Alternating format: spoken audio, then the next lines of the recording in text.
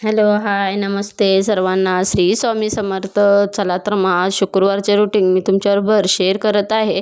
Video upload करायचे विसरून गेले होते. पूजा मांडणी व्यवस्थित ऐका, कमेंटमध्ये नक्की सांगा आणि व्हिडिओ स्किप न करता पहा. कांदा लसूण विरहित आपला स्वयंपाक आहे. माझे ही वैभवलक्ष्मीचे उपवास चालू आहे, त्यामुळे कांदा लसूण विरहित मी स्वयंपाक बनवत आहे. बटाट्याची भाजी, ही बटाट्याची भाजी पुरी भाजीबरोबर छान लागते. ज्यावेळेला आपण बिना कांदा लसणाचा स्वयंपाक करतो ना, त्यावेळी अशी भाजी नक्की ट्राय करा.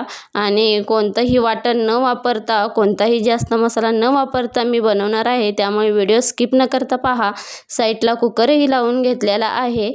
कढईमध्ये दोन चमचे तूप घालून मँगो शेवया आहेत त्या छान अशा खरपूस रंगावरती मी भाजून घेते. मधल्या गॅसवरती मी दूधही थोडं तापवत ठेवलं होतं बघा. जे दूध तापवलेलं पातेलं आहे त्याच्यामध्येच आता जे आपल्या चांगल्या शेवया भाजलेल्या आहेत त्याही घालून घेते आणि छान असं मिक्स करून घेते बघा. आता माझं कणिकही भिजवायचं विसरून गेले होते मी पुरीसाठी, त्यामुळे म्हटलं पटकन असं कणिकही मळून घेऊ. त्याच्यामध्ये गरम पाण्याने ज्या वेळेला आपण कणिक मळतो ना, त्यावेळेला पुरी ही आपली टम्म अशी फुगतेही आणि आपल्याला जास्त पातळही कणिक करायची नाही, घट्टच कणिक करून ठेवायची आहे. छान अशी आपली कणिकही भिजते बघा. इकडं खीरही आपली तयार झालेली आहे. त्याच्यावरतीच थोडं तूप घालून काजू, बदाम, थोडी वेलची आणि थोडं जायफळ घालून छान अशी उकळी काढलेली आहे बघा.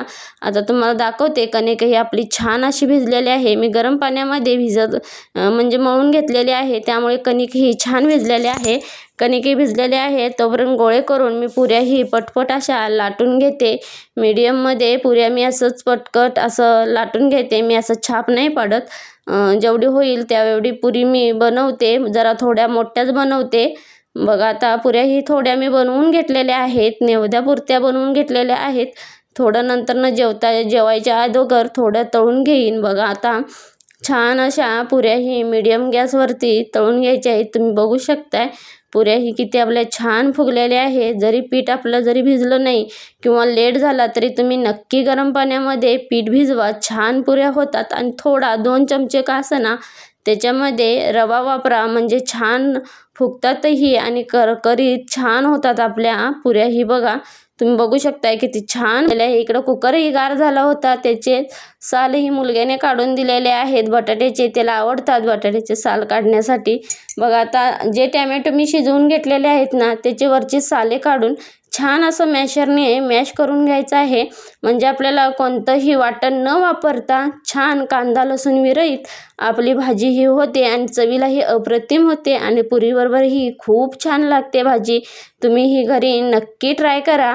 मग बटाटेही कुस्करून घेतलेले आहेत. पूर्ण बटाटे मॅश करून घ्यायचं आहे, म्हणजे पूर्ण त्या भाजीला आपले एकजीव झाला पाहिजे बघा. त्याच्यामध्ये लाल तिखट, हळद आणि थोडासा आपला सांबार मसाला आणि 1 चमचा चवीपुरते मीठ वापरले आहे. बाकीचा मी कोणताही मसाला वापरलेला नाही. जे लाल तिखट वापरलं आहे ते काश्मीरी लाल तिखट वापरलं आहे, म्हणजे जो आपला घरगुती बुक्का असतो ना तो वापरलेला आहे बघा.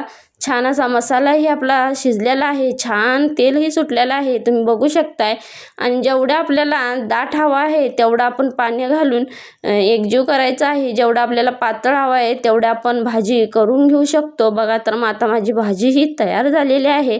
वरून थोडंसं तूप वापरायचं आहे त्याच्यामध्ये, जेणेकरून आपली भाजी ही खूप छान चवीला होते बघा. आता मी इकडं पूजेची ही तयारी करून घेते. जवळजवळ 7:30 पावणे 8 वाजलेले आहेत, त्यामुळे मी पुस्तकही वाचून घेते. आणि व्हिडिओ आवडला तर चॅनलला लाईक, शेअर, सबस्क्राईब नक्की करा.